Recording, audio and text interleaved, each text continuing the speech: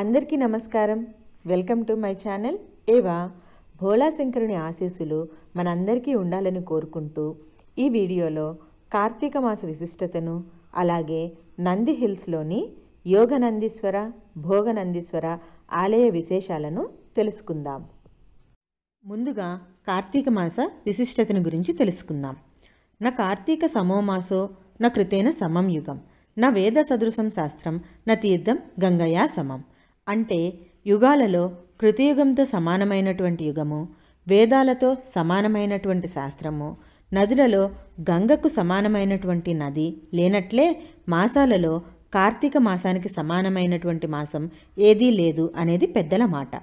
కార్తీక మాసం పరమేశ్వరునికి, మహావిష్ణువుకి ప్రీతికరమైనది. చంద్రుడు కృతికా నక్షత్రంలో ఉంటాడు కాబట్టి ఈ మాసాన్ని కార్తీక మాసం అని అంటారు. కార్తీక మాసంలో చేసేటువంటి దీప, స్నాన, దాన, జప తర్పణాలకు అధిక పుణ్యఫలం లభిస్తుంది. ఇది యోగనందీశ్వర, భోగనందీశ్వర ఆలయం. కొండ దిగువన భోగనందీశ్వర ఆలయం, కొండ పైన యోగనందీశ్వర ఆలయం ఉన్నాయి. భోగనందీశ్వర ఆలయం 9వ శతాబ్దంలో నోలంబ వంశానికి చెందిన రాజులు నిర్మించారు. ఈ దేవాలయ అభివృద్ధికి గంగులు, చోళులు, హొయసుల సామ్రాజ్యులు, విజయనగర సామ్రాజ్యం వారు ఎన్నో కానుకలు సమర్పించారు. ఈ అద్భుతమైన దేవాలయం చిక్కబళ్ళాపూర్ జిల్లా నందిబెట్టకు వెళ్లే దారిలో ఉంది. బెంగళూరు నగరానికి 60 కిలోమీటర్ల దూరంలో ఉంటుంది.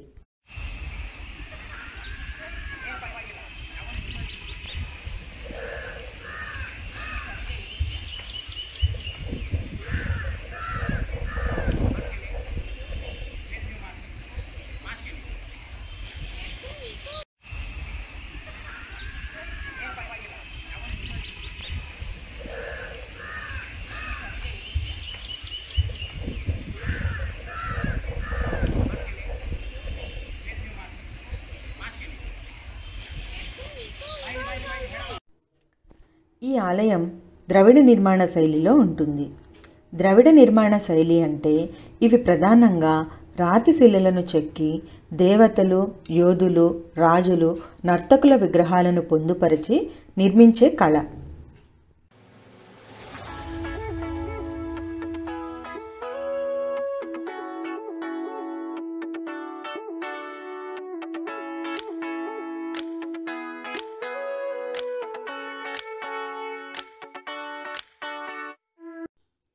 భోగనందీశ్వర ఆలయంలో పరమేశ్వరుడు అరుణాచలేశ్వర, ఉమామహేశ్వర, భోగనందీశ్వర రూపాలలో మనకి దర్శనం ఇస్తారు. దక్షిణం వైపున అరుణాచలేశ్వరుని మందిరం, దీనిని తలకడుగంగా నిర్మించారు. ఉత్తరాన చోళులు నిర్మించిన భోగనందీశ్వర మందిరం, అలాగే మధ్య భాగాన ఉమామహేశ్వర మందిరం ఉన్నాయి. ఈ ఆలయంలో పరమేశ్వరుడు జీవితంలో ముఖ్యమైన 3 దశలను గురించి వర్ణిస్తున్నట్లుగా ఉంది.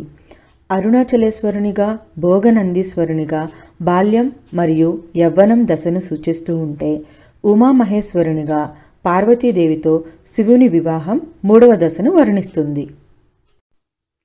ఈ ఆలయంలో విండో ఆర్ట్ ఎంతో అద్భుతంగా ఉంటుంది. ఈ విండో ఆర్ట్తో పాటు వసంత మండపాన్ని శ్రీకృష్ణదేవరాయల కాలంలో నిర్మించారు.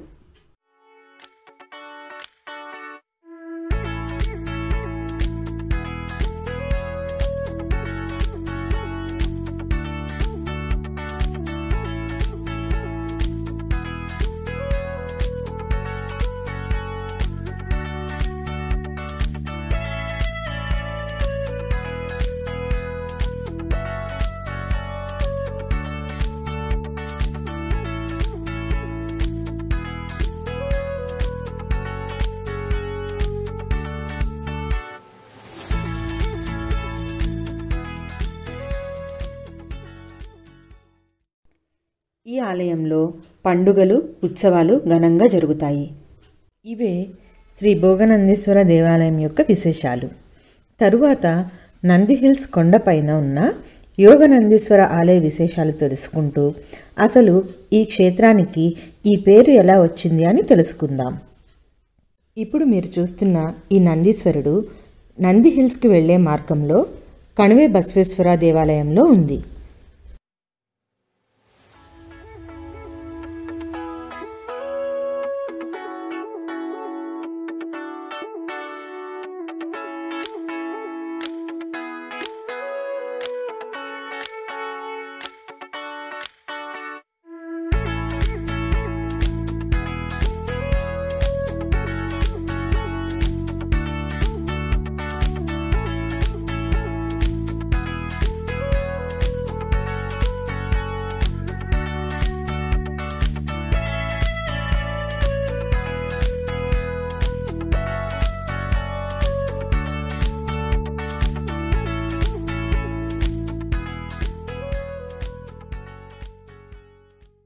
ఇది నంది హిల్స్ ఘాట్ రోడ్. నంది హిల్స్కి ఎక్కువగా ప్రకృతిని ఆస్వాదించడానికి, అలాగే సూర్యోదయాన్ని చూడడానికి తెల్లవారుజామున 5 గంటల లోపుగా ఇక్కడికి యాత్రికులు వస్తూ ఉంటారు.